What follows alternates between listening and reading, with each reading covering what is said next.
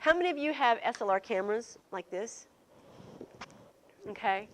And then the rest of you have the little point and shoots like that? What are the challenges that you have with your point and shoots? Have no idea what you're doing? Lighting? If you can remove the lens, it's called an SLR. If it has a fixed lens, it's just a point and shoot. There is a lot less that you have to think about with a point and shoot.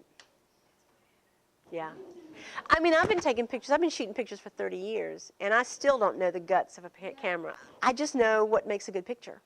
And I'm trying to learn. I take photo classes. I continue to take. Rick Kreider with the Inquirer Journal, he teaches some technical skill photo classes, and I've been taking those. The reason that you want to have, if you can get an SLR camera, a single lens reflex camera, is because you've got more flexibility. You've got more flexibility in what you take. You know, you've got a flash, built-in flash. But don't think that because you've got a camera like this that it means, you know, that you've got to know all this stuff. I don't know all this stuff. I mean, I don't know. I was trained on basically film cameras, you know, 100 years ago. And when the digital stuff came out, I've just kind of had to teach myself this stuff, and I have, you know, you're only as good as your teacher. Some of you were asking me what kind of cameras to use. I use a Canon. A lot of people use Nikons. The little Rebel, this is my personal camera, it's a D7, but the Rebel Canons are really good, and they're inexpensive, relatively inexpensive. That's what we use in our office. Autofocus, and you put it on auto, and it does it ever for you, you know? I don't have to do it, I don't have to think. I can just stand and do it. It's going to do it all for me. But yeah. What I'm trying to do now is I'm trying to get out of shooting everything with just, I'm trying to use my shutter priority so that I know I'm going to set it at 60th of a second. I know the lighting and all that, and I'm trying to doing different things to be more creative because I'm really lazy when it comes to pictures sometimes. Technical stuff is not my forte, okay? Only as good as your teacher. Remember that thing I said? There's shutter speed and there's aperture. The shutter speed is the speed that the camera takes a picture of, and I'll show you the difference. Now, listen to the difference between this. You hear this? You hear how slow that is? That as opposed to this. You hear the difference? That's shutter speed. It's the speed with which the shutter opens, the speed. That matters because, let me tell you, if I'm in a classroom like this, and people are moving around and doing stuff like that, then if I shoot it at like a 60th of a second, which is 160 up here, it'll show you 60. That is the, okay, 60. It's the 60th of a second as opposed to 500th of a second. If I'm taking a picture at 1/60th, what does that mean? The lens is slower. Slower lens opens up, it lets more light in, right? It's open longer, lets more light in. That means my lens, my aperture has got to be a little bit smaller. If you take a picture at a slow shutter speed, in other words, the camera's open a lot longer, and people are moving, you're going to see blur. You're going to see, you know. If you're taking a picture outside, all right, you want to have, if there's a lot of bright sunlight, you don't want that lens to be open. It's just like if you go to the eye doctor and they put drops in your eyes and it opens your eyes up. You know how that hurts when you see the sunlight? Well, your camera compensates by closing down just like your eyes do. Lets less light in. And if you put it on a higher shutter speed, like 250, 500, and your camera will tell you, you just look at the meter. It lets less light in, it stops your action. There's TV, which is the shutter speed, and AV, which is aperture. Do you have that on your camera? Okay, if you put it on AV, aperture priority, what that does is you tell the camera, I want like a big number, which is like a F11, is small, good, is small. So if you put it on F11, that's saying I want this little teeny here bit of, I want deep depth of field. This is a little hole, it's going to take a lot of light.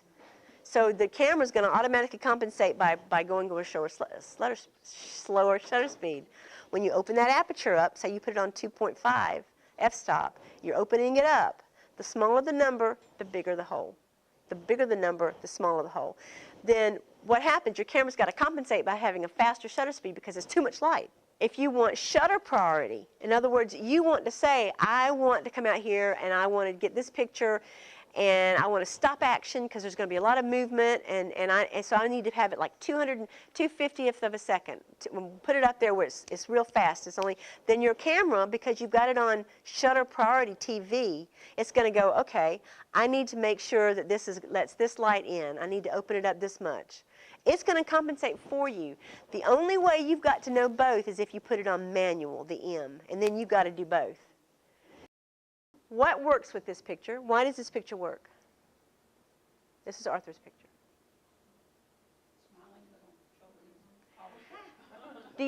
Am I shooting down on them? I'm eye level. Why is that important?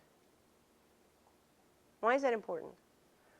Have you ever shot kids, taken pictures of kids and you're shooting like this and they're looking up at you? I mean, it gives the dwarfness feeling. I mean, it gives the feeling like they're, you know, small. And so you want to just get right down on their level, literally. Does this picture, what does this picture say to you? Do what? Be careful. It looks like you're trying to pass the stop school bus there. That's exactly what I was trying to get at. This is an illustration photo. Actually, in reality, this bus is stopped and my car is stopped. We're stopped by here, and these were some kids in the neighborhood. I said, hey, you kids busy? Come here. You want to be in a picture? Seriously, that's what would happen. And this is Adam Johnson driving. I was doing a story, believe it or not, in Union County, the statistics say that 40 cars a day do this. A day. 40 cars pass stop school buses in Union County. So I was doing a story on to try to bring awareness to the fact that that's really dangerous. So this is an illustration photo. And you can do that. You can take pictures that illustrate your point.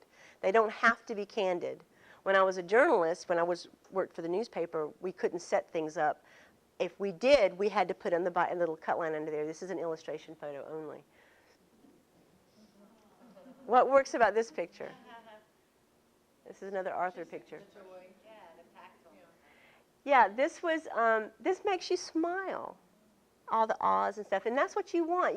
If you show emotion in your pictures, smiling faces, happy, whatever, that's the feeling that they're going to have when they're shown.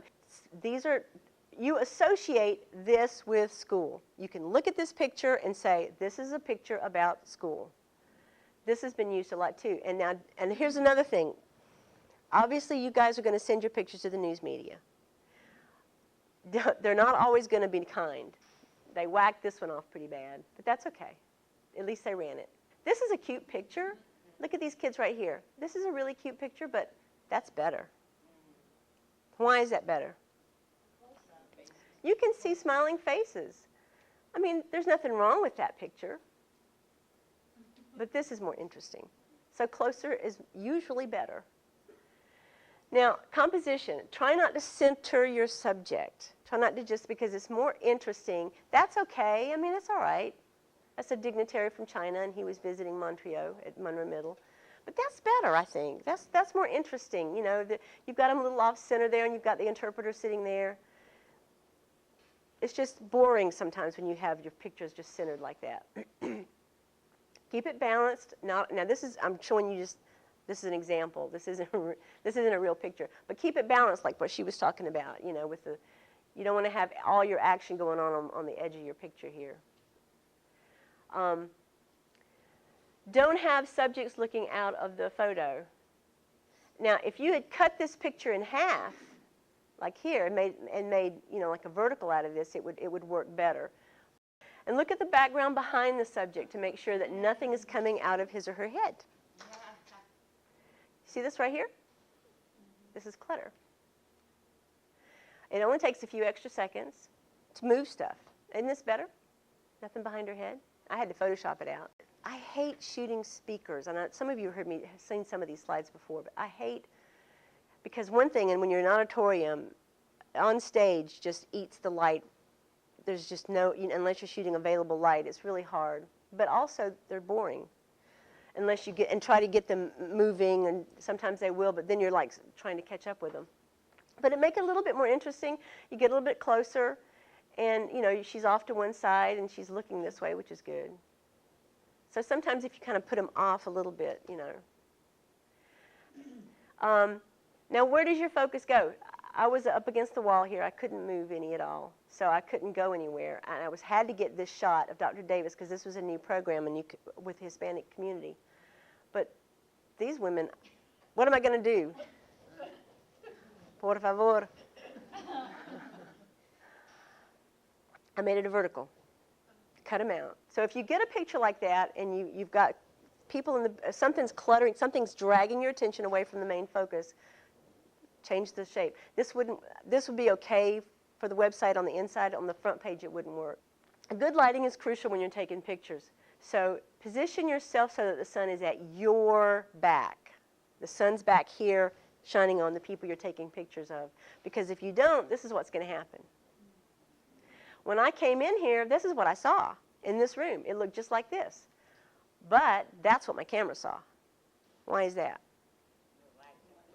The windows. My camera was reading that right up there. And because of digital technology now, we can look at our back of our cameras and go, uh-oh. So I had to go around to the other side of the room. Now, I could have shot with a flash. I could have done manual. I could have done a lot of things to make it happen, but it was a really good illustration, so I left it. Keep your camera still. This is what I call camera jiggle. Romeo, do any of you guys watch NCIS? He was on there the other day. He was on NCIS. I was so excited because I met him. He was at Monroe Middle. He was singing. He's a rap singer. He was singing there, and the whole room was going crazy, screaming kids, screaming teachers, screaming parents. I mean, so I was running around. He's running around. I'm trying to get pictures, and so this is the results. I'm taking the picture and moving. So when you do that, camera jiggle happens. So when you take a picture, hold it. Just freeze for a second. Take a breath. And then you can get a shot like that. Just relax. Take your time. Don't rush your pictures. Now, if you're sending pictures to the news media, this is a little technical stuff, but it's not going to be, I'm not going to get into a lot of technical.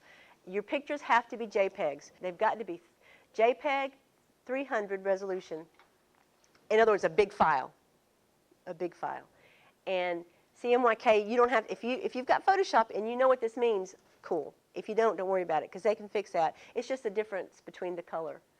Now, website, 72 resolutions, RGB, if you can do that, if you can change it.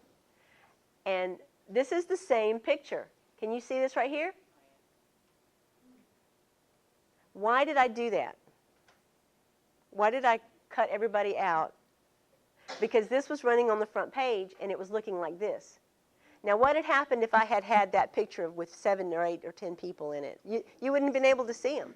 So this is what I do to compensate for that. I'll take a portion of that picture for the front page, and then, I didn't do it on this one, and then on the inside I run the whole picture. So that you've got your teaser. Okay, photo releases. When you're taking pictures of kids for your website, you're not putting their names up there. Chances are they're not going to have a name tag on. It's okay if you're not naming the kid, and if you've got parental permission, you can name the kid. If your parent says Johnny's okay to be on your website, they love that. They want to see their kids on the website.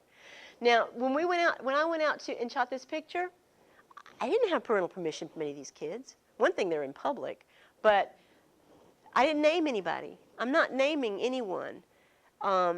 It's okay to use it. So you're saying if you take a picture and the parent says, I do not want my child in that picture, right? That's what you're saying? Or they just haven't signed anything and they don't know. Because if they haven't signed a piece of paper that says you can use my kid's picture, I tell the parent and the teacher, I tell the teacher or the principal, can you call them and see if it's okay? Tell them I just took a picture of their kid that's going to be in the newspaper tomorrow. Is that okay? And they can call them and say, hey, is it all right if we use Susie's pictures in the paper? And if they say no, I've taken 400 other pictures, I can pick another kid. for those of you who couldn't hear, she literally takes pictures of kids that she can't take pictures of and puts them on her door so that when she gets pictures from other teachers that have those kids' faces in, she just makes sure they're not there. She can see them. But in all the hundreds and thousands of pictures we run on the website, it's rare that anybody says, even when we take pictures of EC kids, which we have to be very, very careful of to make sure we have permission of, because that is, because especially if you say this is a Wolf School student, you're identifying them. Those are the ones that we're really careful of. But other than that,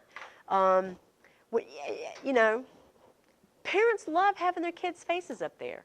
And you know, I hate to see, when I walk into any classroom and take a picture, the first thing I do is, who can I not shoot?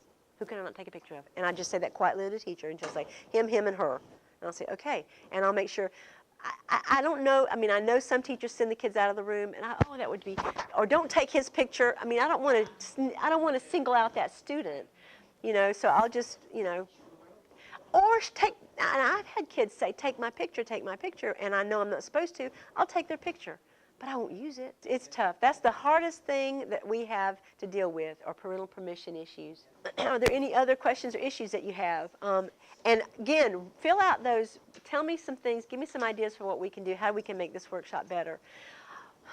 It's impossible to meet everybody's needs. I've got some people who have point and shoots. I've got people who have SLR cameras, you know, and it's really tough on us because we want to have something that you value and that you learn something from, but there's such a wide spectrum of need. It's just really difficult. So if you can help us point out, and I was a reporter for 20 years. I've got a pretty thick skin, and you know, I have a ton of people every day, teachers, communicators, sending me stories and say, would you please edit this for the newspaper? No problem. I can do it in 5 minutes because I did it for 20 years. I mean, it's no big deal at all. I was an editor. I mean, I can, you know, put it in journalism style. Or can you take this picture and fix it? It's too dark. Of course I can.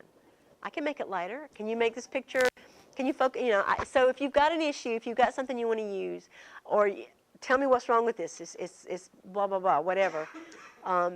Send it, and we'll between the three of us, we can figure it out.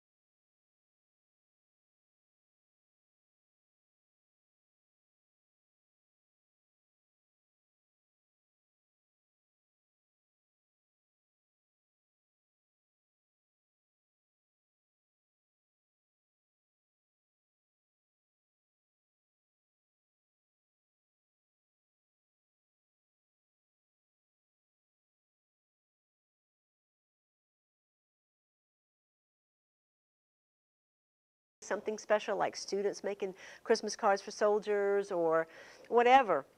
Something that will make colorful pictures, something that would be a culture day where they're dressed up as lions or something.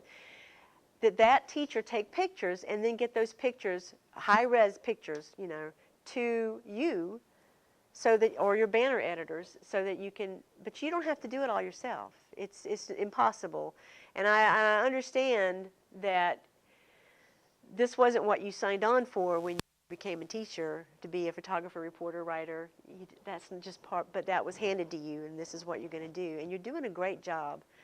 But I understand it's frustrating. And one of the things I wanted to talk about right now are the challenges. What are some of the challenges that you guys have as communicators, as photographers in your schools? You mentioned the one about we can't be everywhere, we're in class. What are some other things that we could tell, people as far as, I can't do it all, I can't take pictures everywhere? What are some things that we could tell them? What are some things that you do that work? Because that's what Tiffany was so good at telling us what she did that worked as a communicator. Anybody? Any other ideas for sharing the wealth so that it doesn't all fall on your head? I guess telling the principal to tell the staff to make sure it happens. When I was a teacher at Parkwood High School, Dr. Davis required every month a different department to generate a feature story and photographs for the news media. That was our requirement. Every department had to do it. And that, and I know there's a couple of principals that do that now. If you can get your principals to do that, they require this of the department so it doesn't all fall on your head.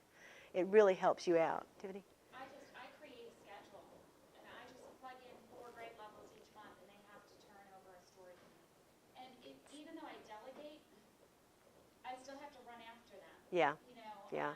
So it's not just because you delegate, it doesn't mean it happens right away. But last year I did 3 classes a month, and I've upped it this, so it's not as shocking.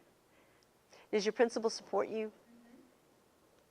Because it really is to your school and your principal's advantage to do this. So if they can support you, or your directors, if they can support you, then that would be really good. And Whitney has done a really great thing. At my school, I talked to the principal at the beginning of the year because anything on the website, I do it. The articles, the pictures, every page of God it. bless you. There's not anybody else. Like, I come to these things and I hear like, well, I do this and I do that, and I'm going, and so I was completely overwhelmed last year.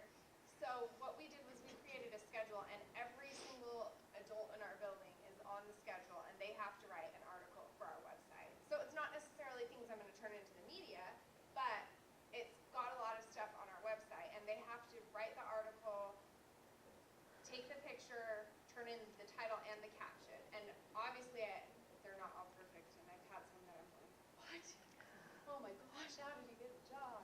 But we've worked it out. And so it's been really successful, and the kids love it, and the teachers have all loved it, and it's been good because it is giving the teachers in the building an idea of what's going on in other classrooms. It's been good on a lot of different levels. But yeah. And your principal supports you on that too. Yeah. Well, I had her stand up with me when we said it so that they couldn't respond it. And I know there's other elementary schools in here. We got Porter Ridge over here, Marshall, Marvin, Waxhaw, Shiloh, Smithfield. Walter Bickett Elementary has published more stories since the school year started than even we have. They're one ahead of us. Unless you publish one. On today. Okay, they're 2 ahead of us. And I wanted another one. So they published now 27 stories since their school year started. Well, there's one of me, and there's a lot of them. Come on. But some of those stories we published, like the Yeah. foundation story.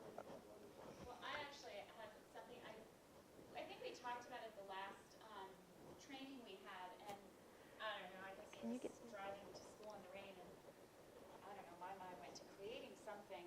But I thought, what a great idea to have my kids write the articles. Yes. So today, we're finishing up a realistic fiction genre. So instead of having them start a new story that they can't finish within the November timeframe, we brainstormed 4 article topics that happen in November. And collaborative groups worked together to write these articles, and we took pictures. So now I'm in the process of editing and, drafting with them. So I thought that might encourage some of my teachers to actually have the kids write, because they'll actually see the kids' names on there, and they can't wait to tell their parents they're publishing an article. Especially high school and middle school. Even elementary school, all Yeah. the kids have to write every single Right. day. It's a big work. Yeah. They can take pictures too. And I got to be honest with you, when I go out, I'm trying to get better. I watch these guys here. When I go out and take pictures, I'm not thinking banners. I just don't. I think,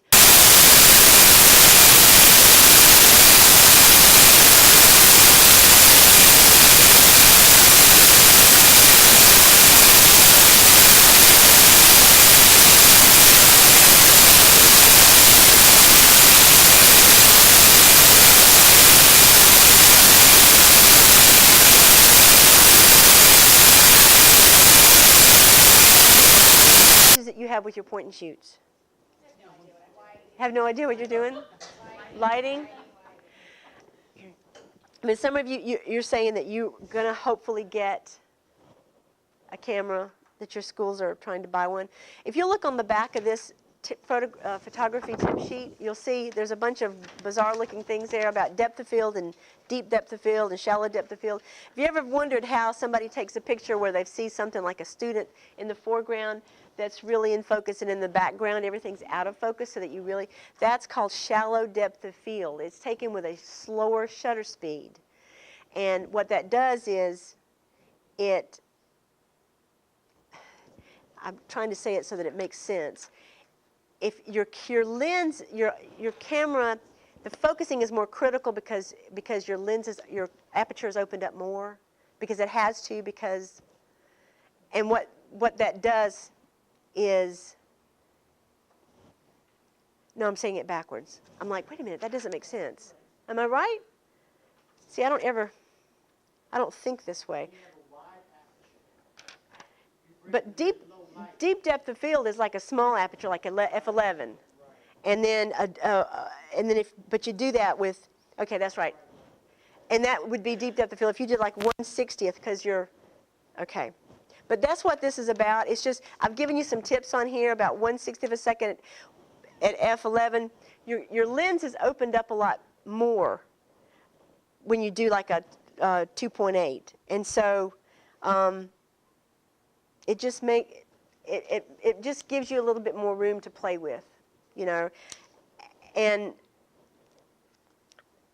some of you were asking me what kind of cameras to use. I use a Canon. A lot of people use Nikons. The little Rebel, this is my personal camera, it's a D7, but the Rebel Canons are really good, and they're inexpensive, relatively inexpensive. That's what we use in our office. And if you'll give me, my email address is on these sheets. I will send you, some of you already asked me to do that, I will send you some ideas, like a stat sheet about cameras and Canons and stuff like that, and what's available. You could do it yourself online, but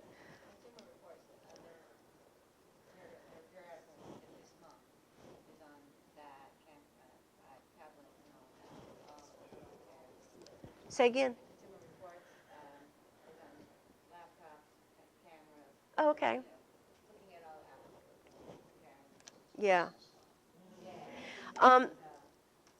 The reason that you want to have, if you can get an SLR camera, a single lens reflex camera, is because you've got more flexibility. You've got more flexibility in what you take. You've got a flash, built-in flash. But don't think that because you've got a camera like this that it means, that you've got to know all this stuff. I don't know all this stuff. I don't know. I was trained on basically film cameras, 100 years ago. And when the digital stuff came out, I just kind of had to teach myself this stuff, and I have, you're only as good as your teacher. So, yeah. So, but autofocus, and you put it on auto, and it does it ever for you, you know? I don't have to do it, I don't have to think. I can just stand and do it. It's going to do it all for me. But See that one on the web. yeah.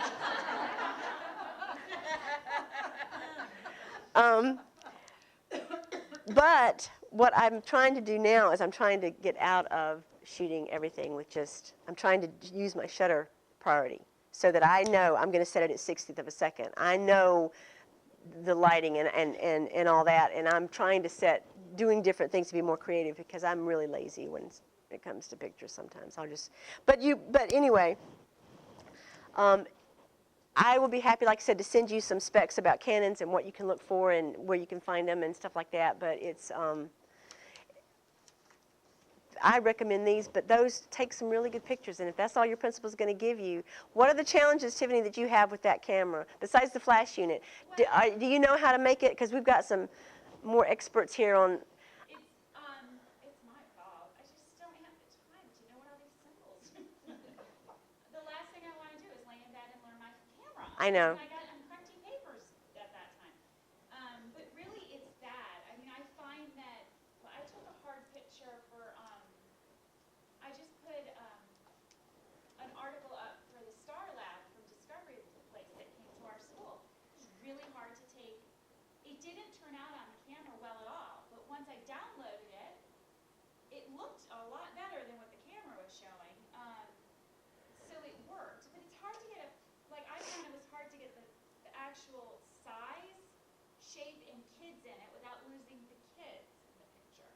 Because if you zoomed in on them, you lost them. So I don't know as if it really was more so the camera versus just the shot I was trying to take. There's two things. When you go into any set, any event, if you take some close up, some far away, you take a bunch of different pictures. And I've told you this before, when you walk into a room with your camera, when you go to an event, the first thing you need to do is do a meter reading. I mean, just that's the first thing I do when I come into anything and I've got to shoot something, is I'll just look at it and I'll say, okay, what does this look like? Okay, this is good. Or if it's not, oh, there's not enough light here, and I'll change it. And figure out where is it that the action's going to happen, what's going to make the best picture. If the speaker's up here, now I'm not going to want to be over here, I'm going to be where I can see him. When you're taking pictures of kids, do a lot of different ones. Do some up close, do some far away, so that you've got a lot of variety. And I'm serious, I do 30 pictures, at least 30 to 50 pictures, every time I go out to a school. And sometimes I do hundreds.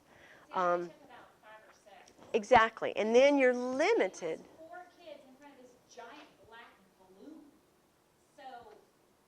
What was the story? To Infinity and Beyond. I just went up last week. It's about the portable Star Lab. Oh, okay. Oh, okay. Well, I don't think I use. Sometimes you have to set things up. You have to, there's one picture that I don't know if you guys have seen it on the website where the kids are around the globe. Okay. Well, when I took that picture, it was at Benton Heights. And I needed an illustration photo for global things we were doing and whatever. And I had the teacher put the globe up there. I had the kids come around it and stuff like that. Sometimes you have to just go, all right, this will make a cute picture. I want you to do this, and I want you to do, and get the kids into it. Have some fun, or, or look here, let me see your smile, or whatever. Yeah.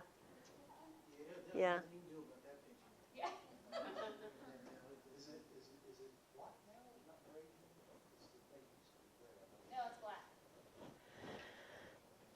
But those, do you have your film setting on a big pictures? Where there's a big, do you have it set? Yeah, can you help, Arthur, can you look at her camera? Because that really makes a big difference. You had a question? Yeah, but that's okay. I've been. They work. My pictures are not too bad, but there's certainly nothing we could get with that. Yeah, wow, yeah. Well, this cost $2,000. So. Yeah, but now this is my personal camera. I just brought it in here so y'all could play with it. But the camera that I have at school that we got was a Rebel, and it's like, Arthur, how much did our Rebels cost? $600? $600 or $700? With Both lenses and everything is like 12. Right now they have them, I saw them at UJ's the other day for, because that's what I have. So it's the Rebel, it's got this lens, I think it even has a case. This is not mine, but it's got the longer lens and everything, and I think it's $800. Okay. Maybe even That less. camera is not going to take the picture. No, you still have to pick. You still have to take the picture. Right. Like, I take better pictures with my point and shoot, my $100 little point and shoot than I do with my Nikon. There is a lot less that you have to think about with a point and shoot. Yeah. I mean, I've been taking pictures. I've been shooting pictures for 30 years, and I still don't know the guts of a camera. I still don't know. And like I was stumbling over that depth of field, shallow depth of field. I mean, that's something that I kind of wanted you to understand, but I don't really even understand it totally. So, I mean, I just know what makes a good picture.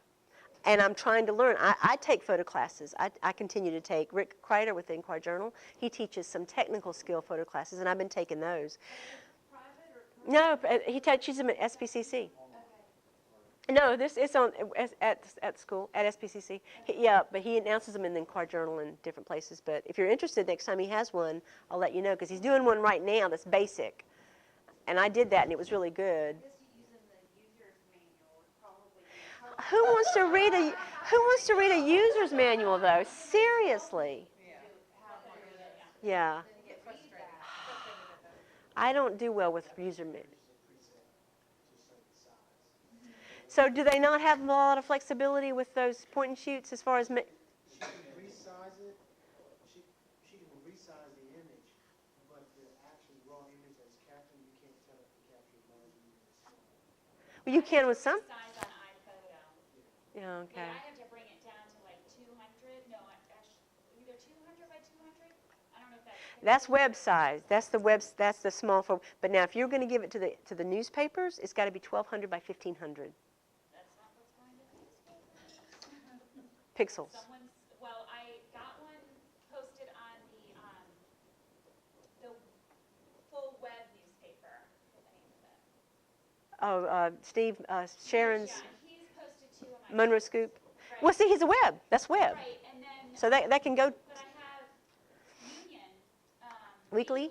Uh-huh. They're publishing the Star Lab one. So, Okay.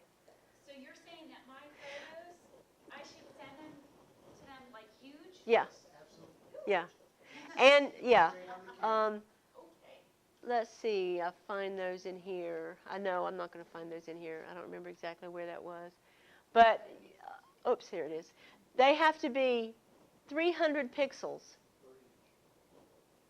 Okay, 300 resolutions. And whereas, so that when you look at it, it's going to be it's going to be 1,200 by 1,500. Okay, but now this is like 200. This is itty bitty, but you can't really tell the difference. You see, that's how big it is. That's the difference between that and. And how big is that small one?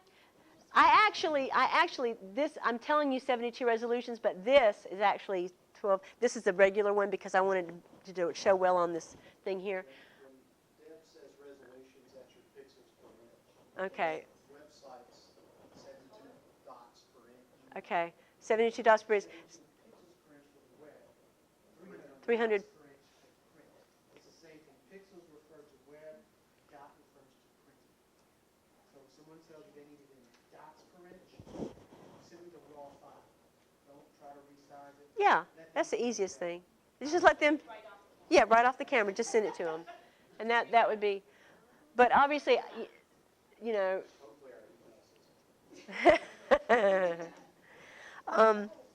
What are some? Yes, ma'am. We are going to have like an actual, I think it's a lot of the same questions again. How to use the cameras, how to get good shots. Just an actual camera editing workshop. You know, just, we keep saying we've got experts in the room and he's looking at a camera and knows more than we do. I mean, just Well, simple, common sense. Well, here's what. Last class, the last photography class we did, there was only like 4 or 5 of us because it was a small class, and I gave everybody a camera, and we were playing with cameras. But the thing of it is, there's nothing to shoot. You're in a classroom. It's not like you can go out. And so Don suggested that we go to a school sometime, because we're not. What are we going to shoot? Take pictures of in here? You know, we took pictures of people standing. We took pictures of people sitting down, and after about 3 times, I'm like, okay, now what? So it's just hard.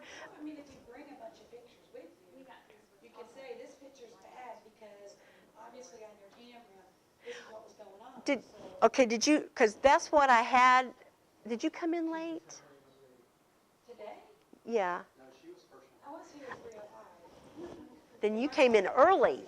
I couldn't remember, I'm sorry. Because I was going to say, because that's what we did when we had this is a bad picture, this is a good picture, this is what, is that what you're? Carrie's question is, you were looking at most of the compositions. Uh-huh, uh-huh. So she's wanting the technical, the actual photography. I know what you're saying. Setting like the settings on your camera. Yeah.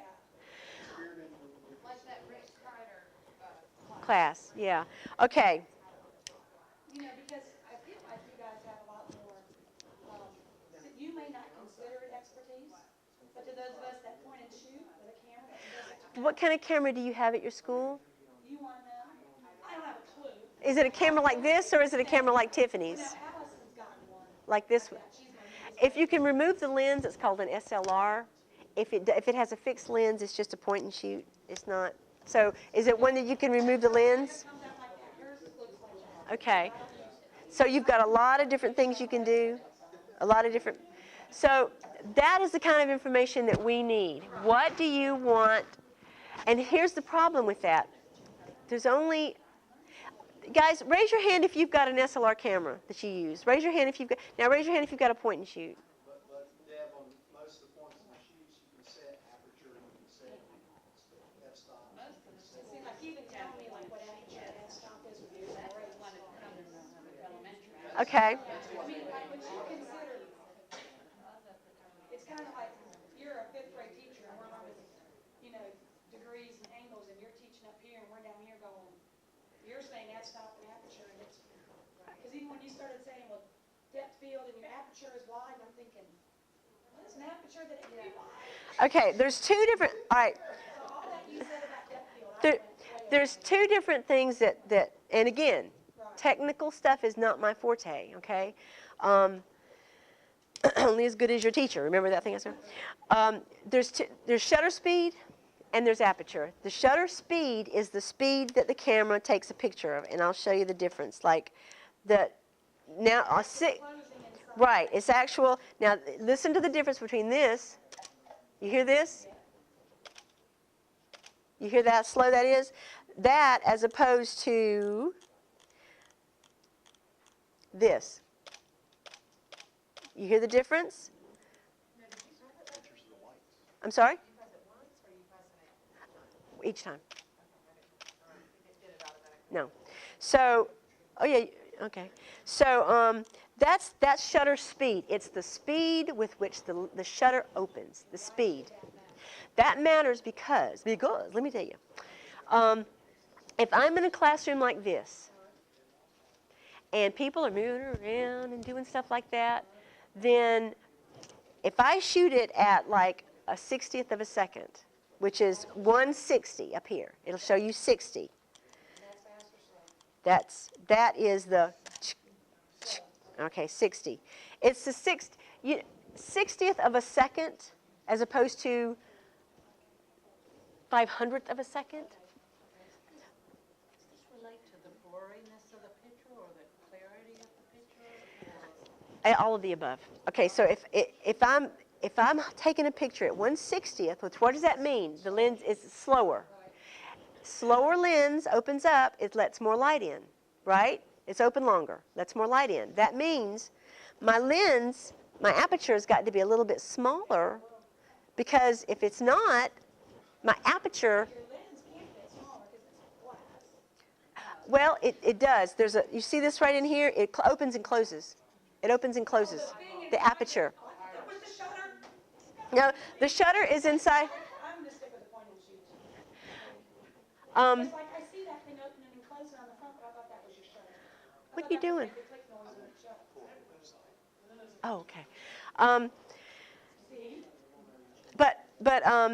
but these are good questions. I'm so glad you're asking these questions. That other stuff you say goes right over my head. So I said, if you with me, I'm not a total idiot in here. you won't be able to. I've got a manual. That's the shutter. And the round thing, That's the iris or your aperture inside the lens. like your iris in your eye, allows light in. Uh-huh. Your pupil. Uh-huh. That's the aperture, and it opens and closes like a light. Like when you have light, you know when you get in a room and the light goes bright and your eyes close down? It's the same as the lens. The smaller the hole, Less light. no. Yeah, the smaller the hole. The brighter the light is going to be, the sharper your image is going to be. But when it's dark light, if you open it up, it will allow more light in.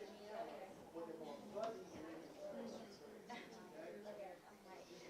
Oh, opposite of logic. Smaller the hole. I didn't know there was a hole in there as the aperture. It closes and opens, like an iris. It opens and closes.